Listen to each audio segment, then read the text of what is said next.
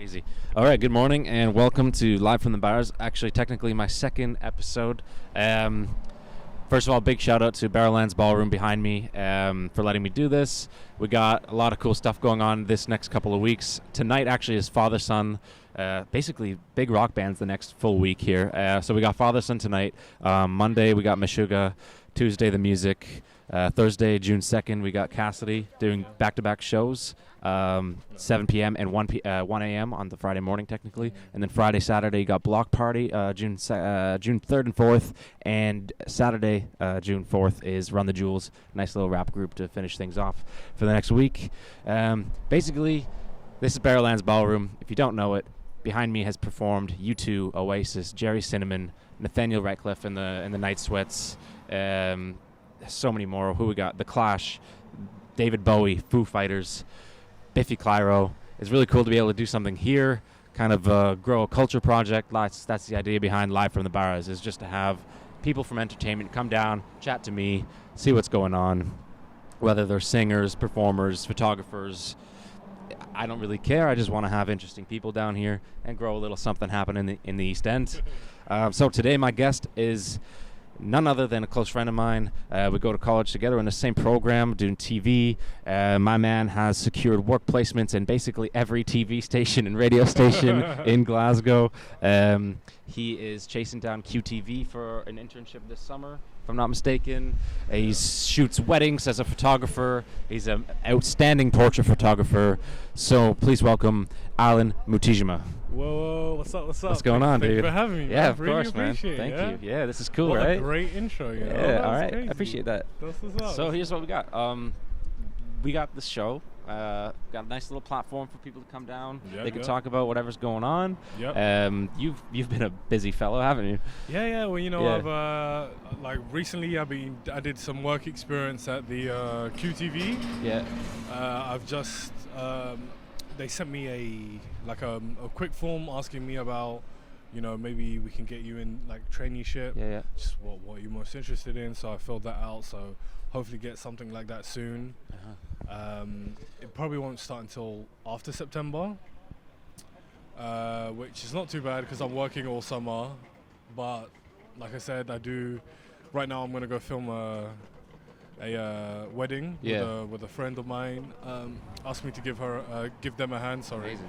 And yeah. And so with the QTE thing, you did a short placement, is that right? Yeah, it was a shadowing shift. Yeah. So they give you areas to work in, and they just kind of give you like a little, this is what this is like, stuff like that. And very informative, definitely very informative.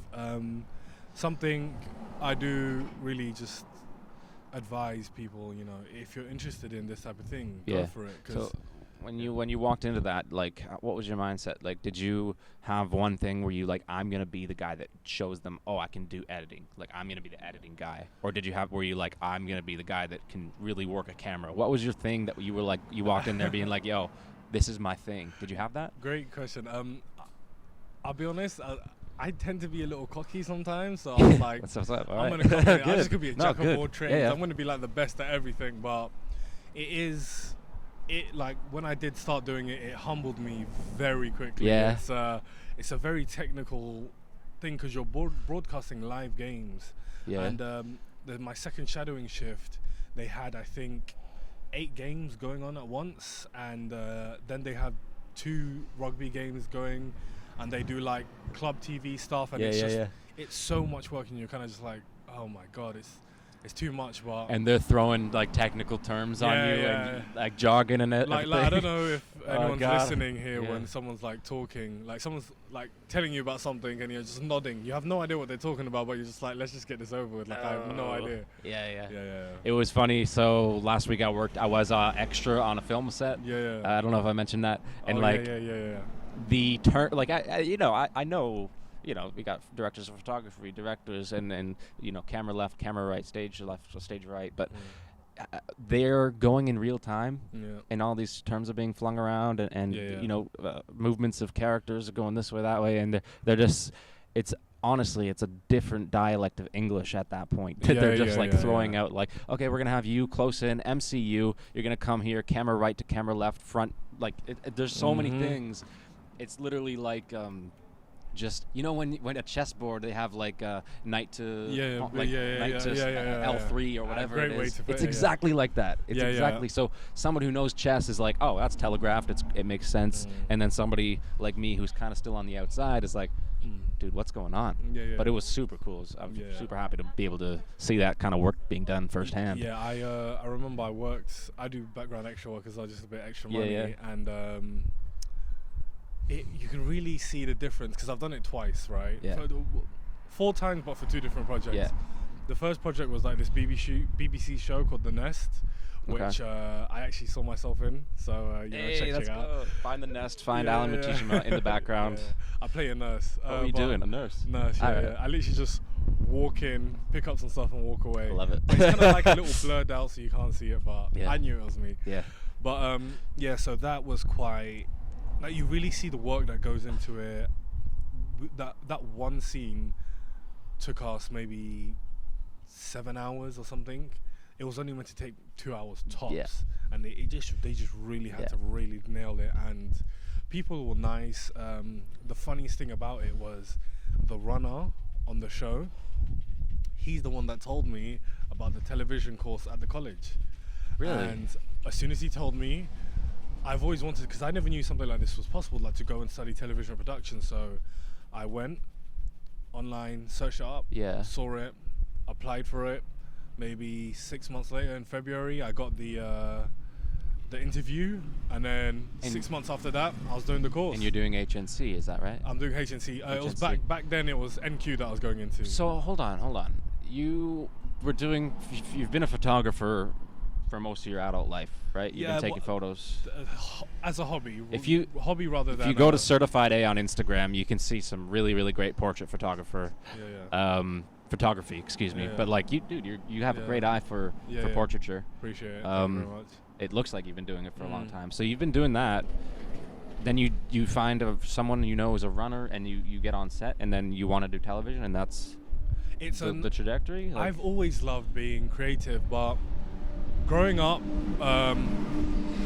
like, what can I say? Growing up first generation. I was born in Africa, came to this country. Our parents kind of have one-track minds. You have to be a lawyer, accountant, doctor, something like that. Okay. So I studied towards being an accountant, and the original plan was I was studying an ACCA degree. I was doing my foundation papers, and I was going to go into do my ACCA degree and get a master's. But when I was doing odd jobs, while I wasn't studying, I saw this thing. I met this guy doing stewarding. I was doing stewarding at a football stadium. Yeah. Met this guy who was like, "Oh, I do a little background work," because he's an actor. I do a little background work for a company called GBM Casting. So I was like, "I'll give that a go. That looks fun." Yeah, why not? So I started doing it. Got a shift almost immediately, and I was like, "You know what? I think this is what I like. This is fun. Like this is."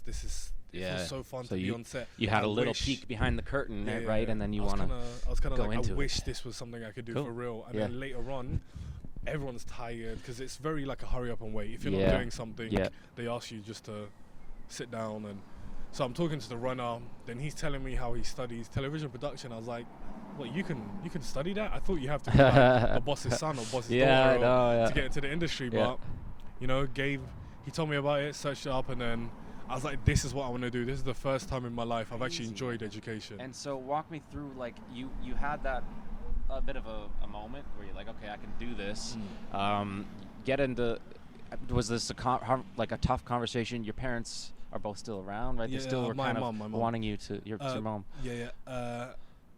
Honestly, I was 21 at the time. She didn't really have a say, to be honest. I was like, so you were an adult. You're like, "Mom, this is the direction I'm going." I knew she wasn't, but she was actually surprisingly very supportive about it. She actually bought me the camera that I use to this day. Yeah. Oh, amazing. And so that's just, I thank her for being very thoughtful. That's really cool. Yeah. Because again, I'm like, I was still living with her at this time. She could have easily just been like, "You know what? If you don't want to be an accountant, you can get out of the house and go do." Which happens too. That which happens. Really does happen. You don't want that to happen. But she was very nice. And, thinking about making. I think there's some types of parents, and I think it's the right way. Is you're almost wishing for the day that your kid comes up to you and says, I'm gonna go in this direction. I'm going in my own way. Like, forget all this. I'm doing my thing. And then they're like, oh, thank God, he's gonna be all right. You know what I mean? Like, if you were still in this like accounting groove, maybe you don't know, but like it's not as fulfilling or whatever. No, it sounds condescending to accountants, but you obviously weren't going to be an accountant, and now you're on this really cool trajectory, man. It's like, it was the best decision of my life. Cool, like, man. I smile every time I think about it. Like, so that's I guess you did the NQ. What was it, last spring or last year? So 2021. Right. I went in 2021. My pandemic years are all messed up too. Yeah. I don't even know. I started this in 2021. Yeah. Oh, so 2020. That's when I started. Oh, you started NQ in 2020. 2020, finished it in 2021. Okay. Started HNC 2021. Gotcha. Finishing it now in 2022. And I'm hopefully going off into HND. And next year, what if like how do you deal with this decision now coming up? Let's say QTV, you do the internship, they love you. Now you're balancing work and college. Is there a possibility of you just saying, I'm gonna do away with college, like I'm in the industry now? This is where it's at. Is that there is a like they do have the opportunity for me to do that if I'm lucky enough to go with them, but it's not something I would particularly do, just because I have this thing about I don't like not finishing things, if that makes sense. You're a completionist. I have to just finish it. The only time I haven't completed anything and I've been okay with it was the accounting. That's the only time I've been okay with it. But it's like I just have to finish it. I can't just leave something half done. Yeah. So I'm going to go into HND, and then after that, it's up in the air. Yeah. I have plans on going to the Royal Conservatoire to study filmmaking, or even SAE Institute to do digital filmmaking. Yeah. And I could actually get my degree sooner because they have something called Pass recognition. Oh, okay. So previous certifications. Yeah. Right. So it's usually a 2-year course. Sorry. That's Welcome to Glasgow. Welcome to Glasgow. There's so it's usually a 2-year course, but they say sometimes if you've done a HNC and HND, they're like, well, you pretty much already know this stuff. There's no point in you doing this first year. So you can get it within a year. I can speak firsthand for the quality of learning that you get at RCS is really good. Yeah. Like that's where I was on Tuesday, Wednesday last week doing something for a student project. But the hands-on technical stuff is ridiculous. Like they got a proper camera rig with the stabilizer. They've got sound. They've got the display bit where you see like camera 1, camera 2, you're switching back and forth in a set that's off campus. They've all set this up and they're learning how to make a film, man. So you'd be right at home in there. During a diversity event, like a diversity networking event held up in the Citizen M hotel in Glasgow, I met the head of RCS and they actually gave me a tour of the facilities. Did they? Okay. And I remember they have a like an actual bed, like set, like a genuine, like a bedroom set and everything. And I was like, this is so cool. Yes. Obviously, with the college being so big, it's obviously got like a broadcast studio and Foley suites and all these things. But this really like hones your skill. Oh yeah. Like, because the unfortunate thing about college is it's kind of like let's say a factory. You kind of just push people in, go out. Yeah. There's so many different things. It is the base level. Yeah, you have teachers teaching different subjects and stuff. But with RCS, it's just so focused. And I mean, that's the hope. Harder to get in. It's super hard. It's actually rated top 5 performing arts school in the world. I would believe that. From what I saw last week was. It's actually I searched it up. It was the 5th. Very cool. And I think in filmmaking, it might be coming up to the 1st. Yeah, it's pretty good. Man, so like, let's say everything works out. Alain is exactly where he wants to be in 10 years. What kind of like, is it filmmaking? Is that the passion? Yes, I'll be honest. Filmmaking, they say filmmaking is a hard career, just because you never, if you're in the film industry, you never really know when your next job's going to go. I studied television production. That's a little more secure just because you have seasons. So what we had you last season, we'll just bring you back. So it's very up in the air, but it's something I'm really passionate about. And hopefully I can make my own stuff and, just let the people see what I can do. Yeah, I mean, it's an industry where if you get after it and you make the right connections and you work properly on a set in the right way, they're gonna want you back. And that's, I mean, there's always people hiring. Yeah, right? yeah. That's really cool about it. Like, I want to. Here would be great to do like some documentary pieces. I would love to be able to do some documentary pieces. Like we've got the kit already, and just interview like stall holders here in the market and everything. So there's a lot of stuff to be filmed in Glasgow. So that's kind of like my thing. Like what I want to spend time doing over the summer is honing this show and getting this show to be like a really nice production quality, which as of today it should be, given how this is working. But then also I want to be able to stitch in obviously like informative pieces about what's going on in the market. Even if I could interview whoever's performing tonight at the show, like, you know, today if I'm interviewing like father son later on, you know, how cool would that be? That'd right? be pretty but dope. Also it's like I just want to slow build this thing and have it in a way that really works for me as like a networking tool and as a tool for people like you know. Originally it was going to be artists. I wanted to have it like an open mic thing, but it's super hard to show people that you can do that here because it's a weird thing. It's not something that exists already. So you have to prove the concept and have it be a proper platform before that would even work. Do you know what I mean? So remember when I was like, do you know anyone who would like? I was like, there's no one out there that is just going to be the first that wants to be the first person to do this. Right? Yeah, it is. Yeah. It can be daunting. Yeah. I did think about stuff like this, like, because I have a podcast myself called the 30-Minute Special, and I started, like, I struggled to find guests, because after a while, it's like, the only one you can ask are your friends, and sometimes your friends are just regular old people, which I guess... Yeah, tracking down, I don't want to sound nasty, but tracking down people of value to a production... is a huge thing.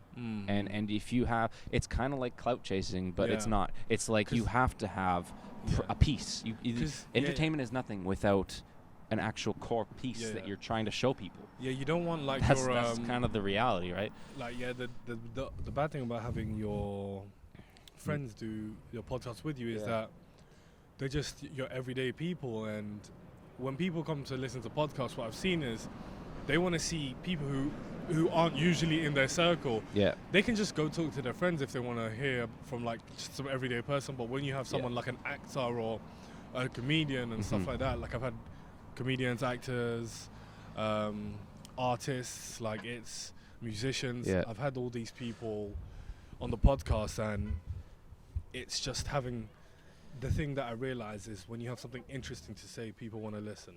So that's definitely... I've recently got into Off Menu, the podcast. It's James Acaster, or Acaster, comedian. Oh, yeah, I know James. And something Evan Gamble, another comedian. I forget his name.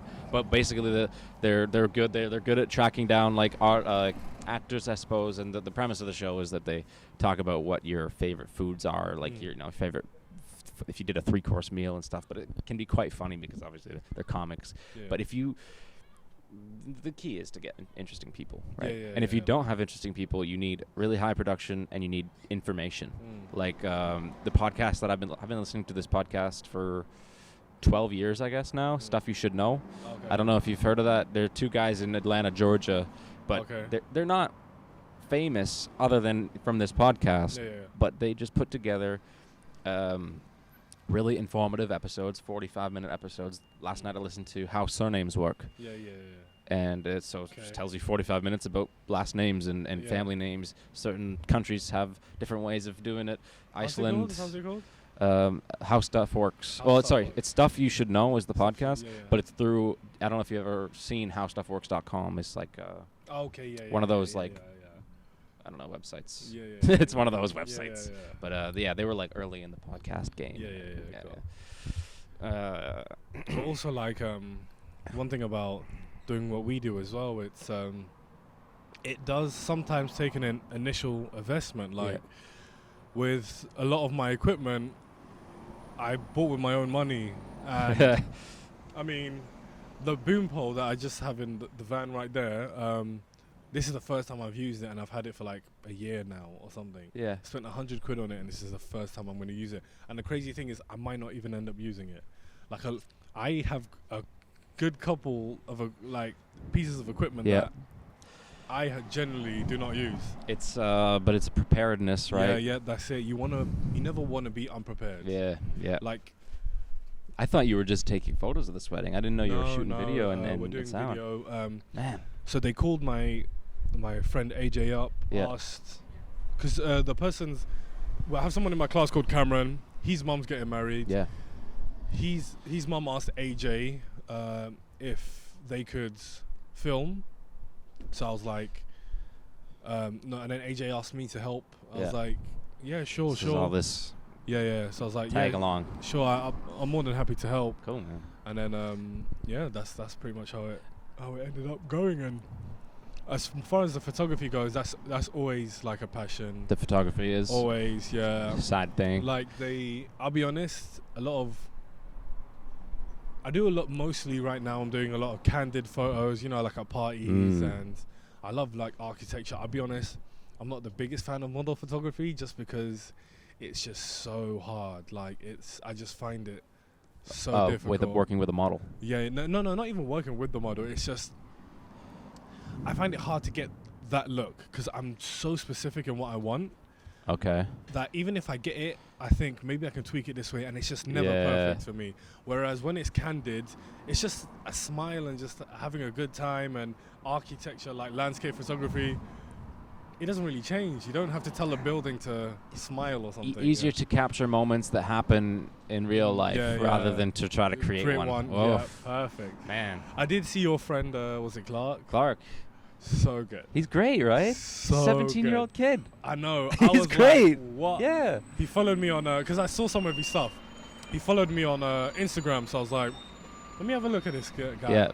So good. That's my thing, dude, is if I see someone that is working towards something and passionate, my whole philosophy is gather positive resources around you, whether it's people, places, things, activities that make you happy. For me, it's basketball, which we play together. But if you're not doing that, you're just treading water. And then positive resources is the key to anything. Cool. And so when Clark comes to me, not even comes to me, we're in the same course, and the wee man is so good. He's got such a good eye.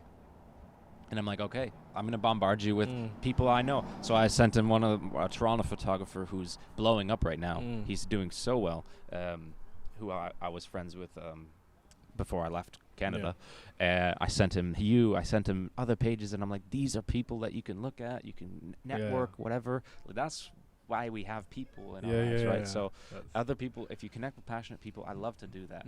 So I'm super happy that you're enjoying Clark, so man. good. I was actually going to hit him up and be like, hey, listen, can you teach me? Can you teach me your ways? Hey, man. So good. He's got nothing but time. Yeah. And he's always eager to, like, he comes down here when I'm doing the show and just takes photos and in the market and everything. He that's his thing. So that's great. Yeah, I think here's one thing that people really need to know. If you decide to have a film in the creative industries, the most important thing you can do is network. Yeah. Like I can't stress this enough. I'm currently filming my own diversity project, and all the ideas I got from it from networking, meeting other people and them sharing their stories and giving me advice on how to do it. Like I met this guy called Stuart. I can't pronounce his last name, and I don't want to butcher it. Yeah. He's a black Scottish guy. He created something called Black and Scottish, which is actually on BBC iPlayer. Make sure you check it out. And Black and Scottish BBC yeah. iPlayer. And he's they've actually moved on to another one called Black and Northern Irish. That's how well it did. And it just basically shows a bunch of successful black Scottish people, and it's kind of like almost like a letter to his child, because he has a daughter who young black Scottish girl. Yeah. So he created it, and he has like a black Scottish MP. Yeah. He also has a Hey. you know okay? you ever watch a show called Sex Education? Yeah. You know Nchuti, He's the new Doctor Who, is he not? Yeah, okay, yeah. He's on it as well. I didn't realize he was Scottish, dude. He is. Great. Yeah. He's actually from Rwanda, like me as well. So yeah? Yeah, left because of the war as well. So he is the strongest part of that show, Sex Education, and he deserves that. He deserves that role, 100%. I can't wait to see him in Doctor Who, honestly. Oh, he's gonna be really good. I think. I've always been a fan of Doctor Who. I never watched the Jodie Whittaker ones. I've never watched the show at all. I think Jodie. Okay, no, I can just go on like ages about it, so I'm not even going to get into it. Yeah, sorry. So, I mean, okay, I like Black in Scotland, Black in Northern Ireland, Black in the UK. They all mean sort of different things. Yes, it can be because even me, like even I could say I'm a bit of the problem as well, isn't it? Because I remember when I first came to Scotland, I just assumed it'd just be all like white people and stuff. Yeah. And then when I met like some black Scottish people and they'd speak, I was like, wait, what? Like the accent coming out of your mouth is not really recognized. It's not like it makes no sense to me right now. But obviously, computing. But obviously after a while you're like, but there are all black Scottish people. Yeah, there are. So you know, I educated myself, and I'm guessing that could be the same as, you know, everywhere. I mean, I feel being black in different parts of the world is always different. You never know how it is. It's funny, like what happens in different pockets. Like there's like a young black population in Toronto that actually is influenced a lot by like the London like kind of drill grime scene. Yeah. And so I don't know how it happened that the Jamaican accent is contagious. Yeah. You know what I mean? Yeah. But like it kind of is now. Like because the way like people talk in like let's say South London or in Toronto, in the city center in Toronto, it's suddenly happened. That they say like mandem. Yeah, you know what it is. You know. I think you have Drake to help. Drake is a big because Drake brought back a show called Top Boy, which is based in South London about gangs in South London, and I myself am from London, and I do actually speak like that, but obviously if I do that, people up here don't tend to understand me, so what I have to do, I have to code switch. So when I'm talking to my friends, I'm like, hey, yo, Wagwan fam, you good? Yeah. What are you saying, G? Yeah. And when I'm here, I'm like, hi, how are you doing? It's a pleasure to meet you. It's kind of like that, but there's a benefit to being able to put on different hats, though. Yeah. 100%. Like, I would be playing basketball so during 2020, 2020 when things were closed, there was nothing going on in Toronto. The only thing I could do that I enjoyed after work was play basketball. So a lot of outdoor basketball happened that summer. And it's super diverse, and that's the kind of language that's getting thrown around. It's like that kind of subculture, right? Like the Toronto mans sort of speak. I don't know. So we're like that rubs off on you, right? And then you go back to work the next day, and you're like, okay, I can't speak like that, but you learn that okay, like I can hang here and I can hang here, and it's cool to be able to have these different hats. You know what I mean? It is. I always smoke about basketball anyway, innit? Like he's not even a challenge for me when I'm playing. He's good. I gotta say, dude, it's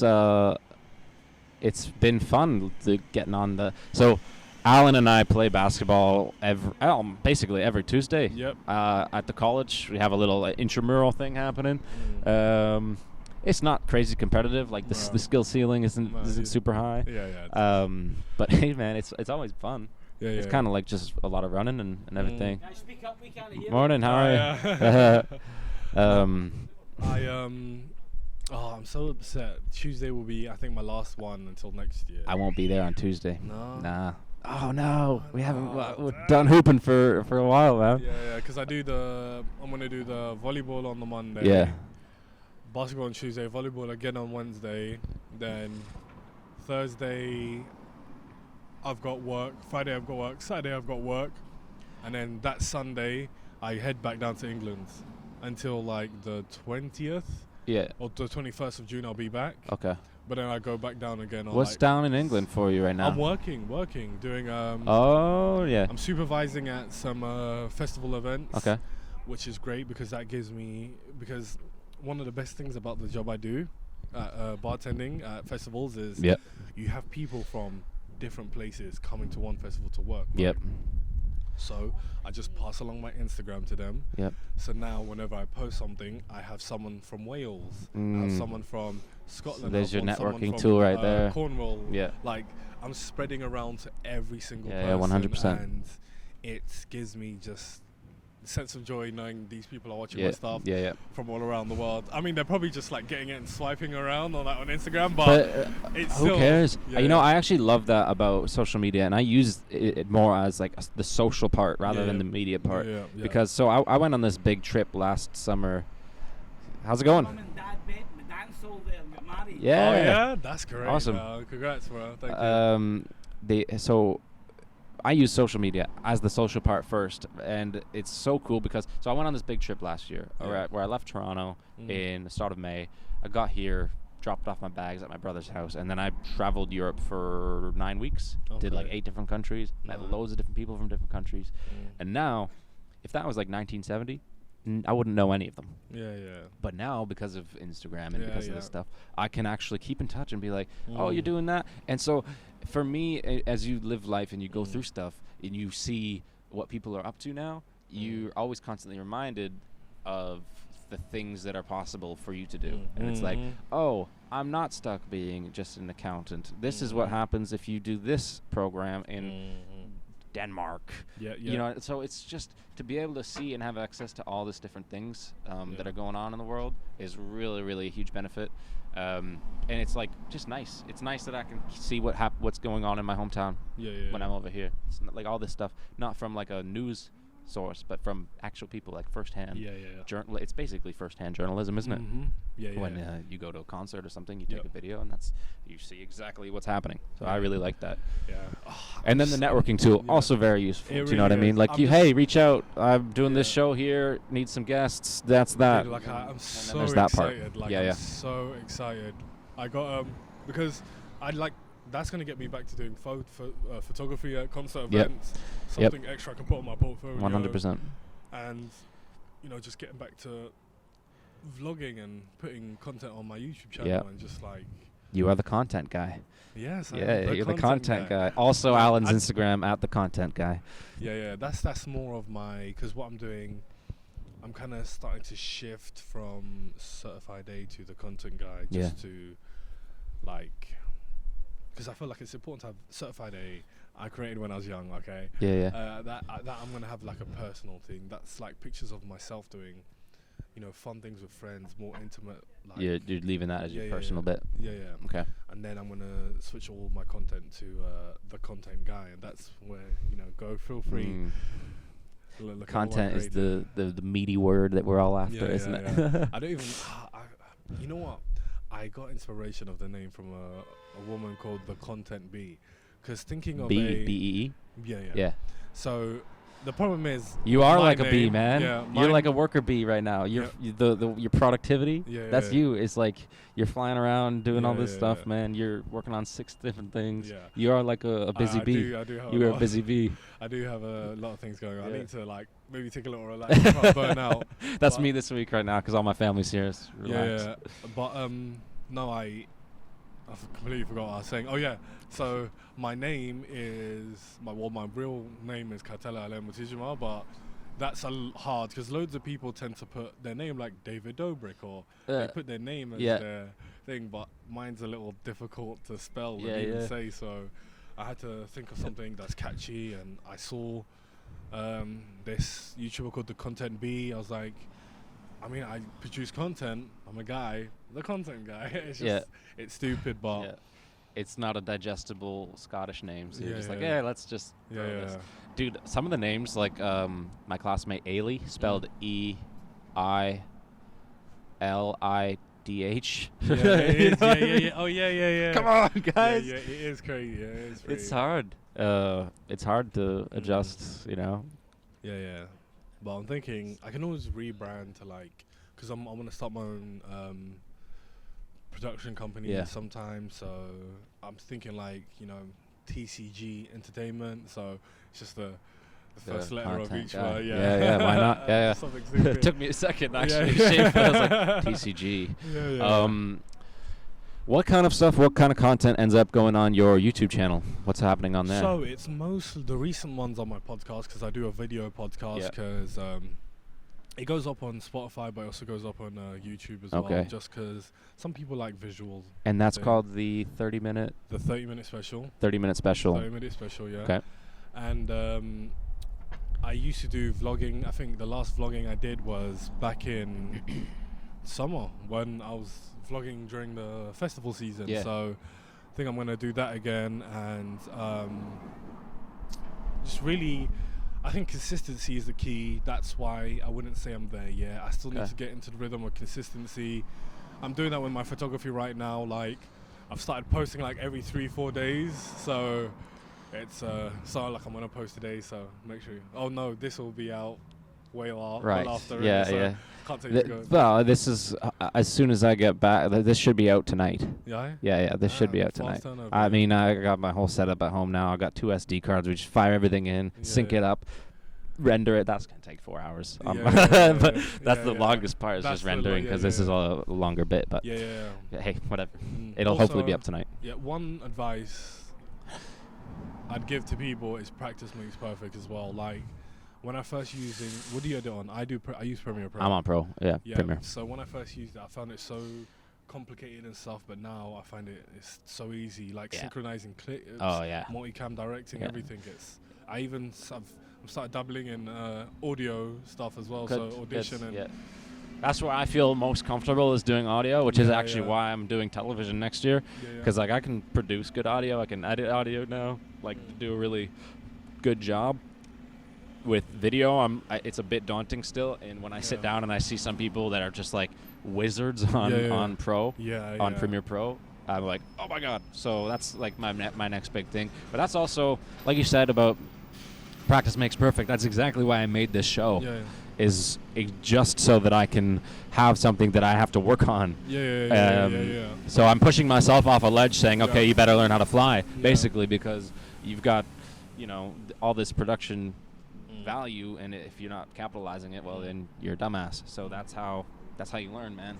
By putting yourself out and doing these like difficult things, and then you work and work and work and work, and eventually you actually get a decent thing. And I can't tell you how many times I've messed something like 3. This is my 5th week out here. First time I was sat out here with my guest, and we weren't even comfortable enough to talk. So we just sat here and waiting for people, basically. Didn't work. And then the next week was with Clark. We actually did a decent episode, so I posted that on YouTube. But the audio was really not great. I wasn't quite happy with it, but I was like, I just want to get something out there. And then the week after, I flubbed the audio off the camera. So I was going trying to use the internal audio on the camera, and I flubbed it. I didn't. It was still switched on to input 2 or whatever. So that was a silent episode, which I missed out on a really great conversation with my friend Kara. So I'm going to have her back on the show hopefully next week or the week after. I can't tell you now here we are actually getting something really, really, really solid. So like, dude, just be okay with failure, I guess is a really good point. You know what I mean? That is, you're gonna do something more than once. It's happened to me plenty of times. Oh, dude. Like Ivan Thea, one of my podcast guests, I had to use an internal mic because my actual mic that I was using for my podcast, I don't know what happened. Something went wrong. My voice is recorded perfectly fine, but hers isn't. If you ever need to borrow a mic, I got one. I think it must have switched in the software. So I use GarageBand to record myself because I use a Focusrite audio interface. And to record 2 people, you have to press the button for channel 1 and 2. I think I pressed channel 1 and 2, but then I redid some of the settings. What I think it does, it resets everything, so it's only back to channel 1. Didn't press it again, and then it's these finicky little technical mistakes, man. Even with like and they haunt you forever. Even with like the personal projects I'm doing right now, the audio is my main issue, because the lapel mic gives you the best audio, but the problem is when you have someone fidgety, their clothes rustle and like it destroys the audio. So like, it's hard work, but it's fun hard work. Oh yeah. I like that. I like that. Yeah. Like, what can I say about just it's so refreshing because it's a bit frustrating for me when there's certain people in college who just kind of show up or don't show up, and they just show up, they drag themselves through things, they go on a basis of completion or not completion, and it's like, man, and can I tell you how refreshing it is for me to see you doing all this stuff and like getting after it, being like a worker bee kind of, and just like zooming around, man. It's so cool to see that. I wish that there were more people that realize, like, the more you put into everything, and like, you know, I got my first ever paid photography gig by just showing up to my boxing gym and taking pictures for fun. And then someone was like, "Oh, I have this thing. Can you do pictures for me?" And I made money off of that. And then I showed up to basketball, and you set me up with that gig. Didn't end up working out, but like it's just the what people don't understand is the more you do, the more that you can do, the more you get access to, and it's like you're peeling back an onion layer by layer, that you just get exposed to this different world, and like no one's gonna like bring you in. You know what I mean? No one's gonna just be like, oh, this guy does that. Let's like have him. Let's pay him $30,000 a year to do our cameras. Like, no. That does never happen in the world. You have to like show up and do the work. In almost like in an oppressive pursuit of whatever you want to do. Like, just dig your way into whatever it is that you're gonna do. Even in the creative industries, it's probably a 1 in a billion chance that as soon as you come out of education, you're gonna straight away be a director. 1 in a billion. You're gonna have to start, no matter how good your That's ideas when you're someone's kid. You gotta go from the bottom running, making teas and coffees. Real like. Is that all a runner does? No, most of stuff. Like you're basically grabbing kit and that. The person that's meant to be able to do everything. Pretty much. So they tell you to have like basically this massive pouch with gaffer tape, zip ties, extra wires, just everything. Your job is to make people's lives easier. Right. Does that make sense? And there was this great saying, I forgot. It's something like a runner's job is to be the solution to a problem before the problem shows up. So you want to be the solution to the problem. And not a problem that a solution has to be created for. That's like the saying. And so it's like, be out of the way, be ready for things to pop up, see problems before they happen, that kind of thing. It's one of those like loveless jobs, kind of like making digital packages. So like basically, if you ever watch something called like a behind the scenes of something, a lot of the time it's quite like thankless. Like, you'd be like, can I just borrow the actor? I need them quickly for this behind the scenes. And everyone's the director's like, no, I need them, blah, go away, go away. But then at the end of the day, you're the one that's going to push your stuff out there to create the show, to make their show better. Like, get viewers for their show. So it's like, you're going to really feel, sometimes you do feel down in the beginning, but you will get there. Like, it's not a question of if, it's when. Those are the dues that you have to pay in the entertainment. That's it. It's just do the jobs that people don't want to do, and then eventually someone will be like, someone will show up or someone won't show up for their role, and it's like, well, I did the behind the scenes a bit, let me do the scenes, you know. So it happens, man. It's it's a slow process of breaking into this stuff, but you just have to keep doing things, keep talking with people, keep doing stuff. And you are after it 100%. Yeah, man. No doubt about it. I think, as for when you were talking about how I'm like a worker bee working, like it's hard, it's refreshing to see. I would, to play devil's advocate, a lot of the people we do go to college with are obviously young and like they're kind of like, oh, I'm 18, let me go out and have fun with my friends. And because I'll be honest, when I was their age, I probably I was exactly the same, but I think the reason is because I wasn't doing what I loved. I think and once a lot of people aren't in the right place. Once they realize how much you can love this job, how much it's so amazing, you can really set out to do it. Because I know people who are 18 and working just as hard as me. Like one of my friends is a script supervisor for this place, doesn't get paid any money, just uses it so he can put it on his CV. Yeah, so yeah. It's like script writing for the. I mean, he's pumping out so much scripts for these people, not getting paid a single penny, just something to put on the CV. And that kid is miles ahead of whoever's working 3 shifts at a restaurant and going to college and just finishing assignments but not caring about them. Yeah. So that's the secret. So give me some, filmmaking. I kind of asked this before, but I wanted to know, like, is there a project that is like the project of Alan's future that's like, I want to make this film? You know what I mean? Like, there's certain people who are like out there to make a certain like a Marvel James movie. Cameron couldn't have done Avatar just out the jump. Oh, yeah, do you know what I mean? Like, he had to earn clout, he had to earn the reputation, but he always wanted to make this huge movie, and that's Avatar. Is there something that's like that? That's like, there's something that you really want to give? I just want to make. I want to make a movie that makes people fall in love with filmmaking. I don't know what the concept will be yet, but it's kind of like, for instance, quite a popular film, The Joker. Yep. Or just Joker. They get annoyed when you say The Joker. Is it just Joker? It's just Joker. Yeah. When I watch it, like, I think, well, this is a great movie, but I'm like, I love what they did there, or I see what they were trying to do there. Or even something as simple as lighting can change a scene. Like in The Godfather, one of the most amazing thing is that they have top-down lighting, so it kind of puts shadows under over the eyes and like under the thing, and it kind of gives that ghoulish look. Yep. So it kind of subconsciously gives you. Is that the dinner table? No. When he's like, it's you come to me the day of my daughter's wedding. Oh, okay.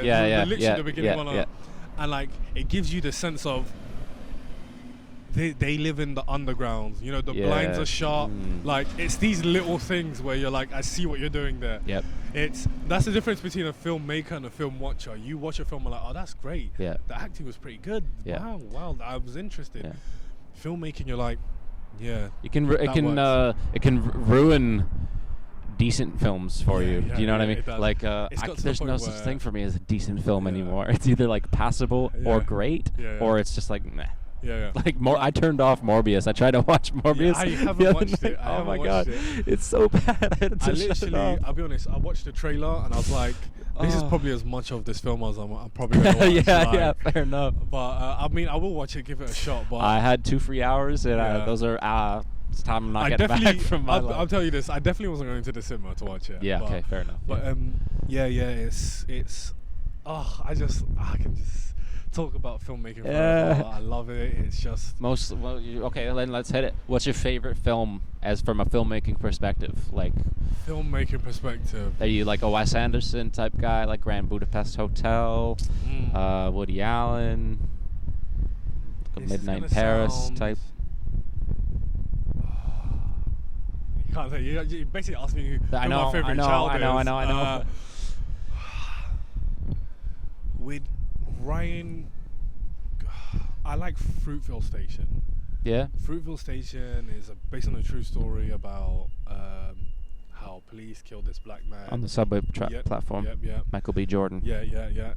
And I just loved how in depth that film went into that person's life, even to Michael B. Jordan going and talking to the family, finding out who this person was. Yeah.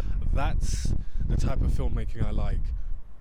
Going into depth in something and not passing it off. That's the one thing about like mass producing, like skit work and stuff like that. Yeah. Short film companies, they just mass produce stuff and like, just take it, like Netflix. They're like, just here's some money, just go make something for me. Blah, right. Blah.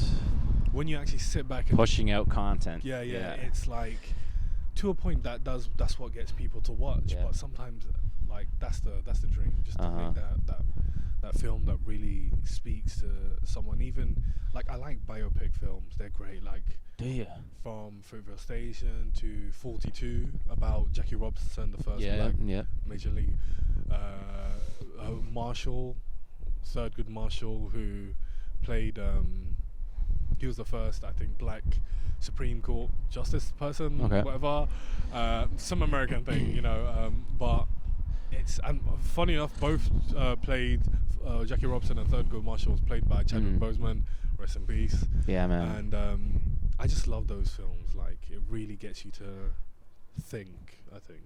Okay. That's probably how about you?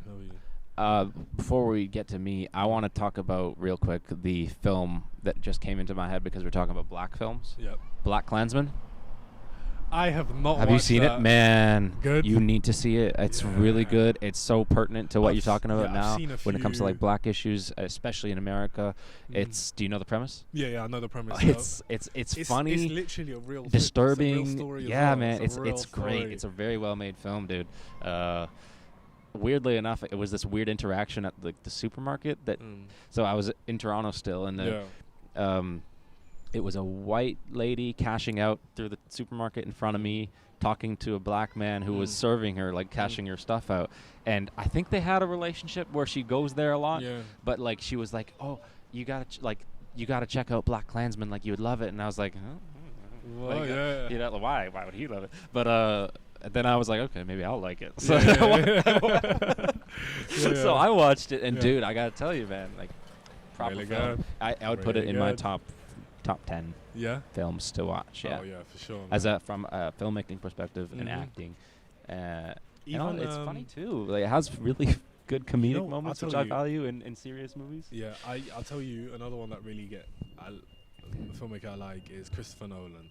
Yeah. Inception, Tenet. Oh my God! I remember walking out of Tenet like, what the just visuals happened? And the mind bending. Like well, Tenet and Black Klansman share the actor John David Washington. Yeah. That's why as soon as you mentioned his name, I was like, and he's Denzel Washington's son. That's the craziest thing. Like, is it John David Washington? I think. I think it is. Sorry, but yeah, But like, I remember I'm so sad to say, I watched Inception maybe for the first time a year ago or something. Yeah. Oh man. And I watched it, finished it, watched it again. You know that movie's 10 years old? I know. Over 10 years old? Nuts. Yeah. It's so nuts. Did he also do, who did Shutter Island? Is it Shutter Island? Scorsese. Yeah, was it Scorsese? I think so. But it had DiCaprio in it as well. Yeah. That's another... It almost fits into those movies. Yeah. But where he doesn't realize he's the patient. Like, oh... You like the mind benders. Yeah. Because the problem with filmmaking is sometimes you can guess what's going to happen. Yeah. You see what people like and like they're probably going to do this. So when you have movies like that where you just can't predict it, you're like, wow. And like, even with, I did, like they were filming Batgirl here. I did... you worked on Batgirl? So nice. background for that. And sometimes I see the way they're moving the camera. I can already tell what shots they're going to use. Yeah. I know how it's going to look like. I know whether I'm going to be seen on camera. I know it's just so amazing. Seeing something so like a Hollywood budget like that, it's crazy. Like, I can't wait for it to come out. Yeah. It's got J.K. Simmons. What's the guy? Oh, he's great. What's the guy from Jojo the Jungle? You never watched Jojo the Jungle? Nah. You ever watch Bedazzled? Nope. What are we talking about? Disney right now? These Disney films or? No. George of the Jungle. I'm trying to think of the actor's name. Because George of the Jungle is like his most famous thing. Well, maybe not. Oh, The Mummy? Yeah. You know The Mummy? Yeah. You know the main guy? Brendan Fraser? Yeah, that's him. That's it. He's in it? Yeah, he's in it. What does he do? He plays Firefly. What? Yeah. Okay. All right. He plays the bad guy. Yeah. Dude, he's... Yeah. All right.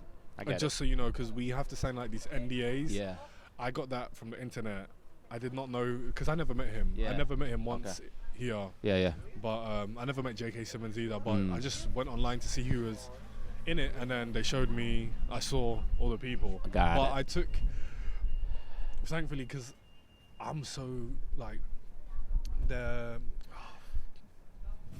I'm completely forgetting their name. Excuse my language. Sorry, you're gonna have to believe that. Doesn't matter. The directors, they did Bad Boys. Belil and I forgot the other guy's name. sorry if it's fine. If it's you're cool. watching. Sorry. Yeah, it doesn't matter. No, but, I met Belil outside of the extra work, so I managed to take a picture with him. Nice. Because when you're on set, that's the big no-no. Yeah. You'll be fired immediately. You have to be professional on set. But on the outside, I saw him. I was like, oh my god! And he's worked with Bad Boys too. So he worked with Martin Lawrence, Will Smith. Yeah. You've watched the newest Bad Boys, right? Yeah. The son Bad that Boys plays for life. Yeah. The son, Will's son, actually, he's in the Batgirl as well. Oh yeah. Yeah. Okay. So, that was a good action movie. I thought. Yeah. I liked it. You asked me about like my favorite film. Yeah. Or what was it? What was the question? My favorite filmmaker or my favorite film? A filmmaker. Let's go filmmaker and then film, and then I'll say what my favorite film is. Not to be unoriginal, but honestly, Christopher Nolan might be it. I do really like Wes Anderson's films, and I really like Quentin Tarantino's films. Yeah. But every time you say, "Oh, my favorite," like for some reason that's been like categorized as like a red flag now. Like when you say I'm a Quentin fan, because I don't know why, but he's like. I'll be honest, I was gonna say Tarantino. It's like people associate it with like this like I don't know, weird culture. Yeah. But I do like Quentin, and Christopher Nolan. Interstellar, 100% is really cool. Good afternoon. Good morning. How we doing? So I'm not bad. Do you want to? You can sit down if you want. So this is actually my sister who just got off an airplane, and my brother-in-law. They're coming on the show. Let's slide. If you can squeeze in and come around here, we got sound. You got sound, no problem. Today is Alain Mutijima's guest. He's my guest. So he's a photographer here in Glasgow, and also a young filmmaker. There we go. Young filmmaker, photographer, content creator, podcaster. I will not pull out my like ratty vintage Minolta and be like a happy snapper. I don't know what I'm doing with What? it. Camera. Oh yeah, let's see it. Thunk. Where are your bags? Did you get your bags dropped off? Yeah, cool. Okay. Awesome. Hey, what do we think of? What do we make of it? Yeah. I would not even know how to use it. I honestly would not even know how to use it. But yeah. Is it digital? No.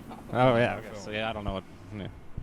Yeah. What's going on? How was the flight? Good. Yeah. It's really breezy. No problem. Easy breezy, beautiful. Super. Great to see you guys. We'll get hugs in a moment. Yeah. We're basically about to wrap up. We were just talking about filmmaking. Interstellar for me is like the peak. Okay. For at least like a space epic. You haven't seen it? It's with Matthew McConaughey. It's a Christopher Nolan film. Michael Caine. Like when he comes back, his daughter's old and shit. Yeah. Okay. So you know that. Yeah, I know that. I know that. You already know how it ends. Yeah. What's your favorite film though? The Princess Bride.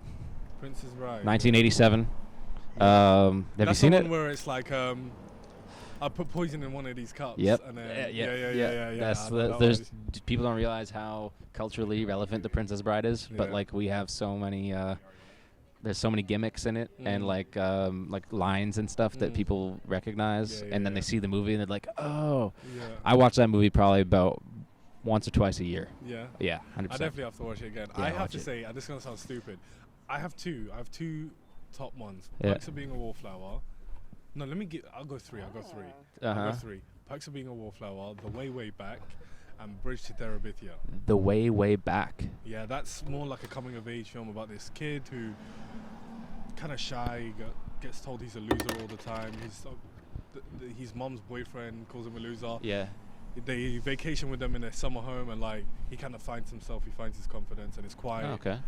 It's very nice. And then everyone knows Bridge to Terabithia, but that's like a guilty. Josh Hutcherson. Yeah. Josh Hutchinson. Hey, you know when is it Dakota? Baby. It's not Dakota Fanning, is it? No, it's not Dakota Fanning. The female in the. I don't remember. I forgot the She actress's dies, name. She right? died. She dies. I was bawling. Yeah, dude, that was every one of the time. tear jerking. Oh, get you right here. I feel like I got set up. Well. I got set up on like a holiday or something watching that film, and then no one told me it was gonna be a disaster. I stayed far away from the movie. It was bad, like sad bad, not good. I don't like a movie that makes me cry out of nowhere. You know what I mean? Marley and Me was like you can warm up for it.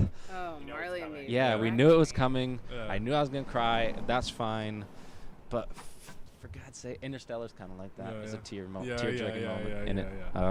Did you watch? Have you watched Perks of Being a Wallflower? No. Definitely, I'd go for it. Is that good. John Green? I've seen that one. It's a John Green book that they made into a film, right? Yeah. I know it's a book that they made into a film. I don't know. Yeah. I don't know the author. Similar genre though. Yeah. All right. But it's great. Yeah. We should wrap it up. You've got a wedding to shoot. Yes. So closing thoughts. We've got Barrowland Ballroom right behind us. Tonight is Father Son. Monday the 30th is Meshuggah. We got Tuesday the music. Thursday, Friday doubleheader is Cassidy. They're basically doing 2 shows right back to back. Block party on the 3rd and 4th of June, and then Fun the Jewels wrap on the 4th as well. Shout out to Rip It Up Vintage around the corner. Shout out to Mungo's Hi-Fi and the Womb Room inside, selling vinyls, artwork, all this cool stuff. Big shout out and thank you to my guest, Alain Mutijima. Thank you for I hope I say that name right. Yeah, perfect. You can find him on YouTube at The Content Guy. You can find him on Instagram at certified.a or The Content Guy. You can find him on 30-minute special. 30-minute special on Spotify, his podcast. And you can find him right here on my show as a guest sometimes. So for sure, man. That'll be all. Thank you so much. Appreciate it. Have a great one. Let's do some holiday stuff now. Yeah, cool.